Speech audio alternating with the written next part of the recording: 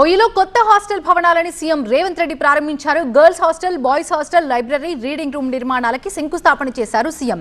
తాను మళ్లీ డిసెంబర్లో ఓయూకి వస్తానని, అప్పుడు ఒక్క పోలీసును కూడా పెట్టకనన్నారు సీఎం రేవంత్. ఓ రైతు బిడ్డ సీఎం అయితే కొందరు ఓర్వటం లేదన్నారు. హెచ్సీలో ఏనుగులున్నాయని తప్పుడు ప్రచారం చేశారని, రాష్ట్రంలో ఏనుగులు లేవు కానీ ఫామ్ హౌస్లో మానవ మృగాలున్నాయన్నారు సీఎం రేవంత్. కోదండరాంను ఎమ్మెల్సీగా తొలగించేందుకు పెద్ద లాయర్స్ని పెట్టారని, 10 రోజుల్లో మళ్లీ కోదండరాంను ఎమ్మెల్సీ చేస్తానని, ఎవరు అడ్డుకుంటారో చూస్తామన్నారు రేవంత్. మళ్ళీ నేను వస్తా. ఠాగూర్ ఆడిటోరియం కాదు, ఠాగూర్ ఆడిటోరియం కాదు. మా వీసీ గారికి, మా పోలీస్ సిబ్బందికి చెప్తున్నా, ఆ ఎల్ల నేను వచ్చిన రోజు క్యాంపస్ లోపల ఒక్క పోలీసు కూడా పెట్టకండి.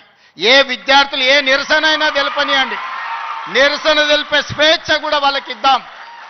ఆర్ట్స్ కాలేజ్ ముందు మీటింగ్ పెడతా, మీకు కావలసిన 100 కోట్ల నిధులు ఇస్తా. మీరందరు కలిసి చేస్తేనే ముఖ్యమంత్రి అయినా కదా. నేను ఆకాశం నుంచి ఊడిపడ్డానా, అమెరికా నుంచి వచ్చినా, ఏం నుంచి వచ్చినా, నల్లమల్ల అడవుల నుంచి, కొండారెడ్డిపల్లి నుంచి వచ్చిన. ఉన్న పదంగా ఒక రైతు బిడ్డ ముఖ్యమంత్రి అయితే ఎట్లా?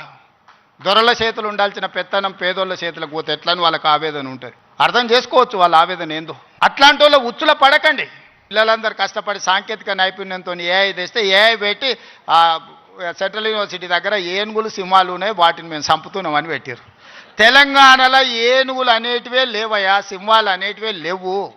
మానవ రూపంలో ఉన్న మృగాలు ఉన్నాయి, అవి ఫామ్ హౌస్లలో ఉన్నాయి. ఇవాళ ప్రొఫెసర్ కోదండరాం గారిని ఎమ్మెల్సీగా చేసినాం. ఎందుకు? మీ సమస్యలు విని చట్టసభలలో ప్రస్తావిస్తాడని. కుట్ర చేసి సుప్రీంకోర్టుకి వెళ్ళి కొట్టేపించారు. నేను మళ్ళీ చెప్తున్నా, సార్ 15 రోజులు మళ్ళీ ఎమ్మెల్సీకి పంపుతాం. ఎవడడ్డం వస్తాడో చూద్దాం. వాళ్ళకు కూడా పదవి ఉండొద్దని సుప్రీంకోర్టు వరకు పోయి కోట్ల రూపాయలు పెట్టి పెద్ద పెద్ద న్యాయవాదులను తీసుకొచ్చి ప్రొఫెసర్ కోదండరాం సార్ని ఎమ్మెల్సీగా తొలగించారు. ఏం పైశాచికానందం ఇది, ఏం శునకానందం?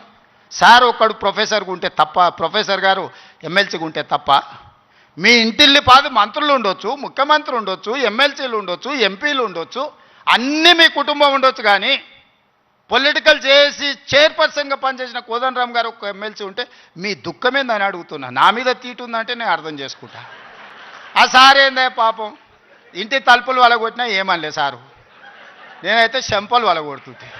తెలంగాణ సమాజానికి కూడా వాళ్ళు ముసిగేసుకున్న చెదల్లాంటి వాళ్ళు ఈ తెలంగాణ సమాజం బాగు కోరుకోరు. ఉస్మానియా యూనివర్సిటీని బతకనియరు. మళ్ళీ వచ్చిండ్రంటే ఆలోచనలకు కూడా వచ్చినా ఈ ఉస్మానియా యూనివర్సిటీని ఉంచరు. లేఅవుట్లు వేసి ప్లాట్లు అమ్ముకుంటారు తప్పితే ఉస్మానియా యూనివర్సిటీని ఉంచరు. ఏది ఇష్టం లేదు వాళ్ళకు.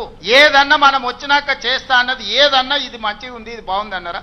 నాకు గంజాయి డ్రగ్స్ను రద్దు చేయాలి, ఈపులు ఇరగొట్టాడని చెప్పినా అది అయితే మంచి పనే కదా. ఇవి కూడా అభినందించకుండా నన్ను తిడుతున్నారంటే వాళ్ళ ఉద్దేశం ఏంది, వాళ్ళ దుఃఖం ఏంది? మీకు వాళ్ళతో ఉన్న లాలుచేంది గంజాయి అమ్మేటోళ్ళతోని, డ్రగ్స్ అమ్మేటోళ్ళతోని.